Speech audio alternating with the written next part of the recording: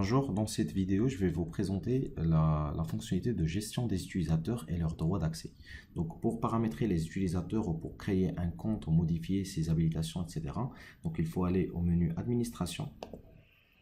Il y a deux écrans. D'abord, l'écran utilisateur, donc là où il y a la liste de tous les utilisateurs qui ont accès au système. Donc, on a le prénom, le nom. Le nom d'utilisateur, c'est le login qui sert à la connexion avec le mot de passe et le profil attribué à un utilisateur. On peut activer ou désactiver un utilisateur. Donc, s'il est actif, donc il peut se connecter. S'il est désactivé, donc il ne peut pas se connecter.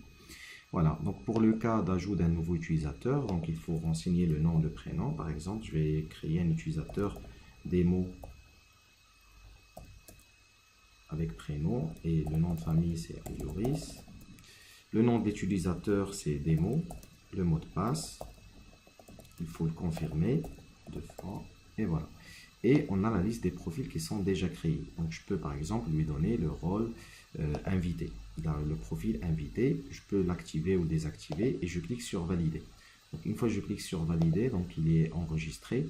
Et à ce moment-là, l'utilisateur il est créé, mais on n'a pas encore spécifié ses droits d'accès. Donc pour spécifier ses droits d'accès, donc il faut aller à la gestion des habilitations. C'est le deuxième écran dont je vous ai parlé. Donc voilà, donc pour chaque, c'est la liste des profils qu'on a. Et pour chaque profil, donc est-ce que c'est un profil administrateur? Et pour chaque profil, donc on a la liste des rôles qui sont déjà attribués ou attribués à l'utilisateur.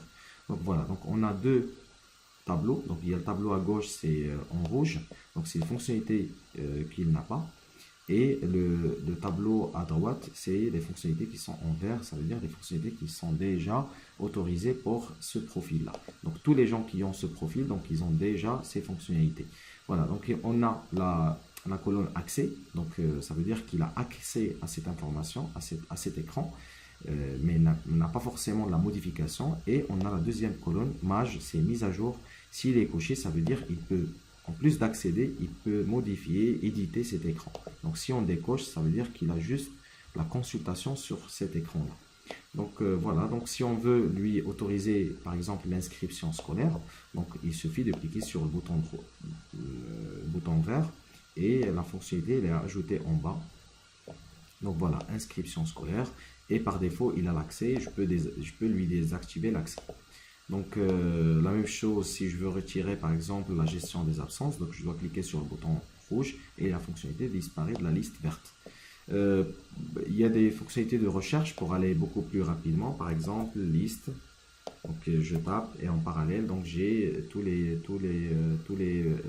rôles qui commencent par LI par exemple. Donc à la fin de l'édition, donc il faut descendre en bas et cliquer sur le bouton enregistrer, je confirme et voilà, j'ai mis à jour ces fonctionnalités. Donc je dois, pour tester, donc je vais me déconnecter et je vais accéder à ce nouveau utilisateur créé.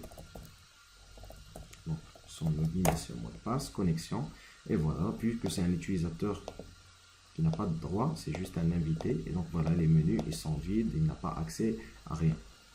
Voilà, je vous remercie pour votre attention et rendez-vous pour d'autres vidéos de démonstration des fonctionnalités du logiciel Nawak.